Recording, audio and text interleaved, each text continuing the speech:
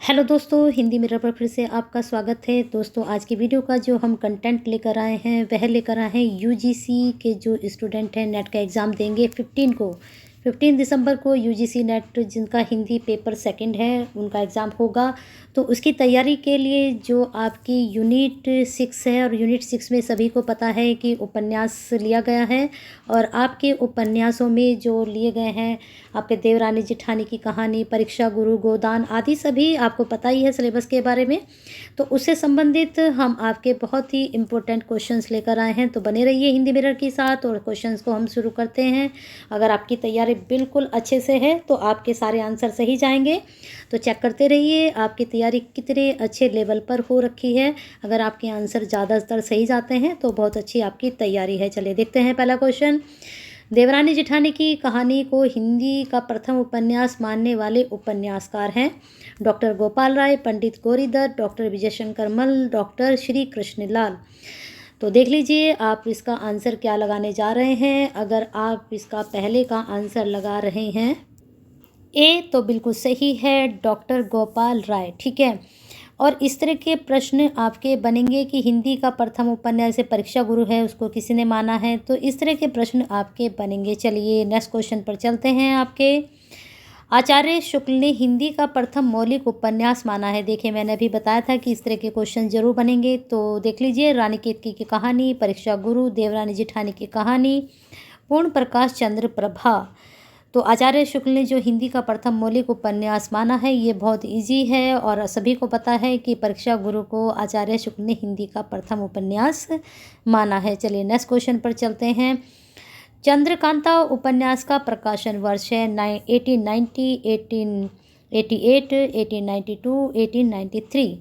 तो चंद्रकांता जो उपन्यास का प्रकाशन वर्ष है इसका प्रकाशन वर्ष है 1888। इसको भी नोट डाउन आप कर सकते हैं, एग्जाम के पॉइंट ऑफ व्यू से बहुत ही अच्छा प्रश्न है ये आपका। प्रेमचंद से पूर्व यानी कि उनसे पहले लिखे गए उपन्यासों का मूल उद्देश्य क्या था।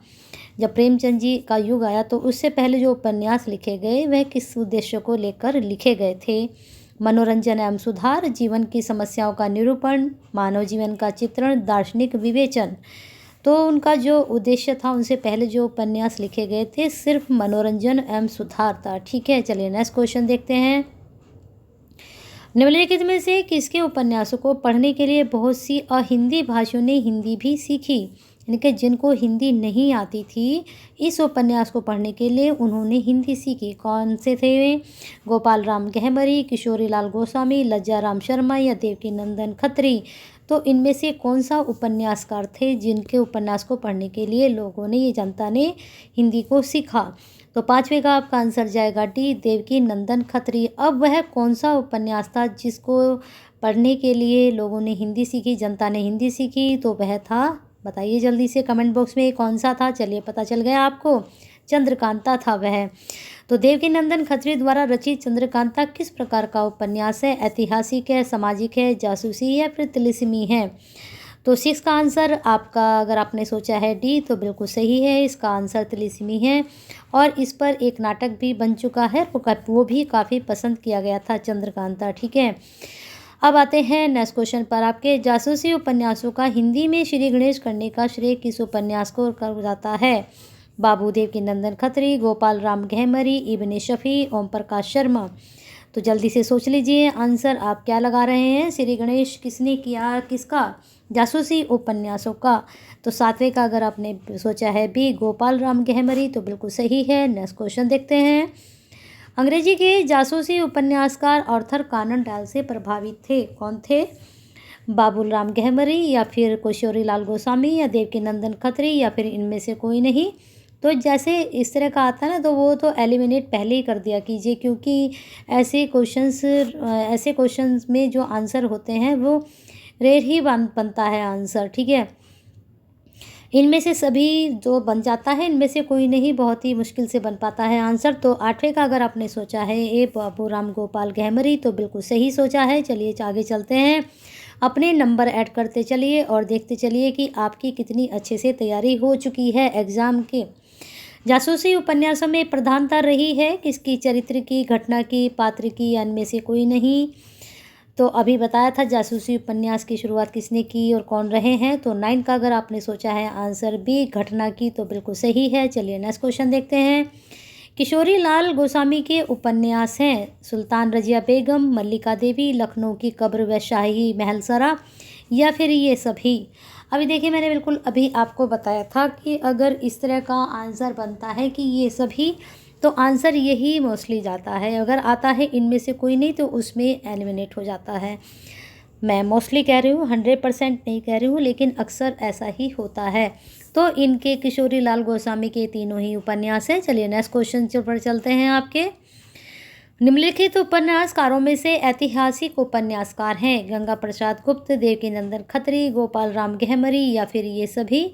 तो ऐतिहासिक उपन्यासकारों में तो अभी आपको बिल्कुल बताया था मैंने कि देवकीनंदन खत्री किस तरह के उपन्यास लिखते हैं, लेकिन जो ऐतिहासिक उपन्यास है वह गंगा प्रसाद गुप्त हैं। चलिए नेक्स्ट क्वेश्चन पर चलते हैं आपके।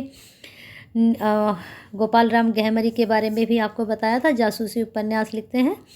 निम्नलिखित में से कौन सा पात्र देवरानी जेठानी की कहानी का है? इसके बारे में अभी हमने बताया था कि प्रथम किसने माना है ना। अब पात्र के बारे में देखते हैं। हरिया है, नन्हे है, गोबर है, मेहता है। तो गोबर तो आपको पता ही है, गोदान से मेहता भी तो हमने देखना है। अब ये 2 बचे हैं, इनमें से कौन सा जाएगा? तो 12 का आपका जाएगा बी नन्हे। अगर आप में किसी पात्र में आप बिल्कुल श्योर होते हो कि हाँ जैसे गोबर है वो गोदान से है, तो आप इसको पहले ही हटा दीजिए। मेहता आपको पता है, ठीक है। तो ऐसे अगर आपको हरिया भी पता है तो इनको पहले हटा दे, जो बचा वो वहाँ का है, ठीक है। इस तरह से भी आप आंसर को निकाल सकते हैं अगर आपको जानकारी है तो। देवरानी जेठानी की कहानी उपन्यास की अंतर्वस्तु है, किस तरह की है? तत्कालीन समाज का स्पष्ट चित्रण, पुनर्जागरण की चेतना से सीधा जुड़ना। ए और बी दोनों विभाजन की त्रासदी। देवरानी जेठानी की उपन्यास की अंतर्वस्तु के बारे में पूछा गया है। तो 13 का अगर आप सोच रहे हैं आंसर सी बिल्कुल सही है। तत्कालीन समाज का स्पष्ट चित्रण भी किया गया है और पुनर्जागरण की चेतना से सीधा जुड़ना भी इसकी अंतर्वस्तु के अंतर्गत आता है। नेक्स्ट क्वेश्चन है आपका, परीक्षा गुरु उपन्यास का केंद्र है कौन है? यानी कि उसके जो लिखा गया है ये किसको केंद्र में रखकर लिखा गया है ना? ब्रजमोहन, मदन मोहन, ब्रजकिशोर, या फिर इनमें से कोई नहीं। तो 14 का अगर आपने आंसर सोचा है बी मदन मोहन तो बिल्कुल सही है, ये मुख्य पात्रों में इसके हैं। नेक्स्ट क्वेश्चन है आपका, परीक्षा गुरु उपन्यास में व्यापारी महाजनी संस्कृति के प्रतीक के रूप में कौन है?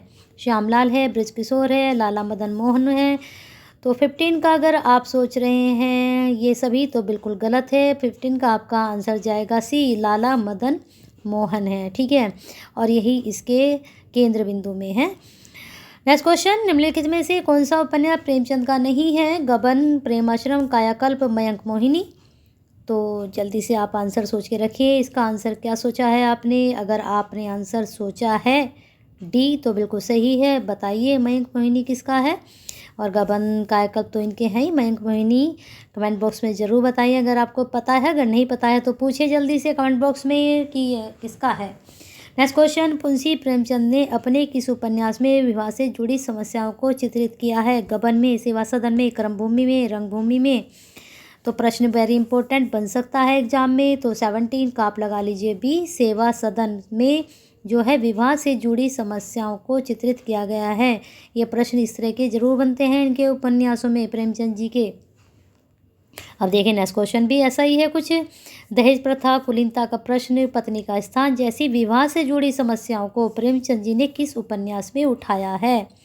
अब यहाँ तो प्रश्न क्या बना था कि विवाह से जुड़ी समस्याएं क्या क्या हो सकती हैं, और यहाँ पर क्या कहा है इन्होंने कि विवाह से जुड़ी समस्याओं को किस उपन्यास में उठाया है इन्होंने। तो 18 का आपका ए ही जा रहा है, सेवा सदन में। अब यहाँ तो समस्या थी केवल, लेकिन समस्या कौन कौन सी थी? तो समस्या थी दहेज प्रथा, कुलीनता का प्रश्न, पत्नी का स्थान, ये समस्या थी। तो दोनों प्रश्नों को आप क्या करेंगे? एक दूसरे से अटैच करके पढ़ेंगे। नेक्स्ट क्वेश्चन है, निम्नलिखित में से किस उपन्यास में बेमेल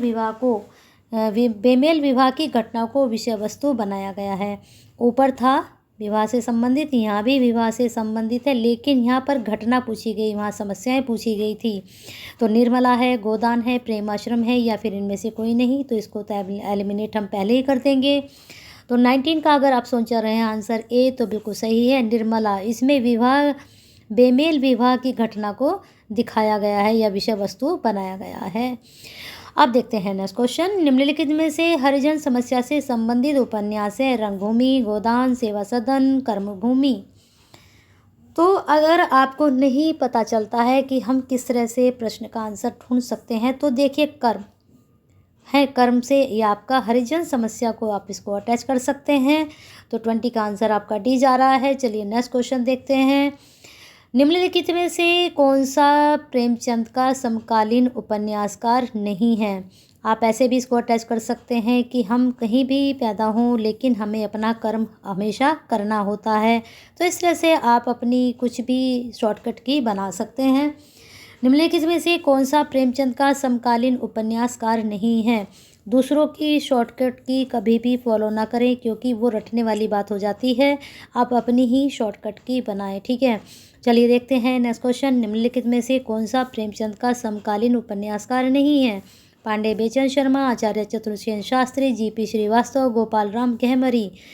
तो अगर आपने सोचा है आंसर कि उपन्यास इसके प्रेमचंद के समकालीन नहीं है 21 का डी गोपाल राम गहमरी को, तो बिल्कुल सही है। ये इनसे पूर्व के उपन्यासकार हैं। बाकी आपके ये तीनों आचार्य चतुर्सेन शास्त्री, जीपी श्रीवास्तव, पांडे बेचन शर्मा, ये इनके ही समकालीन माने गए हैं। नेक्स्ट क्वेश्चन प्रेमचंद जी से संबंधित है। निम्नलिखित में से प्रेमचंद जी के समकालीन उपन्यासकार हैं। यहाँ पर तो पूछा था नहीं है, लेकिन यहाँ पर पूछा है हैं। चतुर्सेन शास्त्री पता है आपको, जैनेन्द्र आगे या फिर गोपाल राम गहमरी, तो ये तो बिल्कुल नहीं है इनके, है ना। ये समकालीन उपन्यासकार ये हैं आपके। तो ठीक है, प्रश्न आपका आंसर यहाँ पर भी यही निकल कर आया है 22 का। आपका ये उपन्यासकार हैं, समकालीन उपन्यासकार हैं, तो आपको पता ही तो नहीं है ना। और आपको ये यहाँ पर पता चला था कि चतुर्सेन शास्त्री हैं, तो इसका मतलब यहाँ पर जो समकालीन है वो चतुर्सेन शास्त्री हैं, है ना। समझे। हमें जब हम प्रश्न को करते हैं तो हमें इनको अपने माइंड से सेटअप करना होता है। जब आप एग्ज़ाम देने बैठेंगे तब भी आपको जोड़ तोड़, सुना है ना हमारा जो फर्स्ट पेपर है, तो वहाँ पर जोड़ तोड़ करते हैं। कौन से रिसर्च में करते हैं हम, वैज्ञानिक रिसर्च में करते हैं, पर है ना। तो वहाँ पर जब हम करते हैं तो यहाँ भी कुछ हमें जोड़ तोड़ ही दिखाना पड़ता है। चलिए नेक्स्ट क्वेश्चन देखते हैं। जयशंकर प्रसाद जी का कौन सा उपन्यास उनकी अकाल मृत्यु के कारण पूरा नहीं हो सका है। बहुत ईजी प्रश्न है, मुझे लगता है सभी को इसका आंसर बिल्कुल पता होगा, इरावती, ठीक है। तो इस प्रकार से आपके 23 क्वेश्चंस मैंने कराए हैं। बाकी चलो देखते हैं 25 तो हम ले ही लेते हैं। कंकाल व तितली निम्नलिखित में से किस लेखक के उपन्यास हैं। जयशंकर प्रसाद, आचार्य चतुर्सेन शास्त्री, प्रताप नारायण श्रीवास्तव, या इनमें से कोई नहीं। तो बिल्कुल इजी है ये भी, और जयशंकर प्रसाद जी इसके लेखक हैं। थोड़ा सा इसके बारे में आपको मैं बता देती हूँ। जो इनका कंकाल उपन्यास में, इसमें नागरिक सभ्यता का अंतर इसमें दिखाया गया है। जो आपकी नागरिक सभ्यता है उसमें अंतर दिखाया गया है, किससे, यथार्थ से। जो आपका यथार्थ है उससे अंतर दिखाया गया है। नागरिक सभ्यता का यथार्थ कुछ और होता है, सभ्यता हमारी कुछ और दिखाती है। और तितली में इन्होंने ग्रामीण, जो ग्रामीण हमारा जीवन है उसके सुधार के इन्होंने संकेत किए हैं तितली में, ठीक है। और ये जो उपन्यास है इनका, ये आदर्शोन्मुखी उपन्यास माना गया है, आदर्शोन्मुख, ठीक है।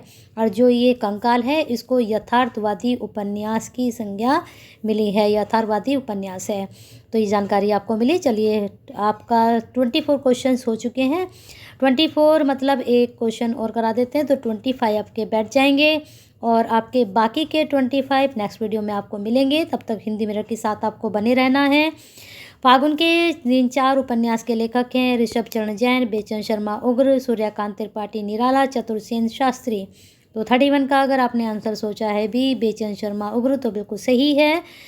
तो इस प्रकार से आपके 25 क्वेश्चंस कंप्लीट, और 25 नेक्स्ट वीडियो में। तब तक क्या करना है, लाल बटन को दबाकर जाना है, बेल आइकन को हिट करना है, जिससे 15 तक हमें सभी यूनिट की तैयारी करनी है, और सभी यूनिट से हमें इम्पोर्टेंट क्वेश्चंस की तैयारी करनी है, जिससे हमारा टाइम बहुत अच्छे से जाए और हमारी तैयारी अच्छे से होती रहे। तो बने रहिए हिंदी मिरर के साथ। तो उसके लिए आपको हिंदी मिरर के साथ क्या करना है, लाइक करना है, शेयर करना है, और क्या करना है, कमेंट जरूर करना है।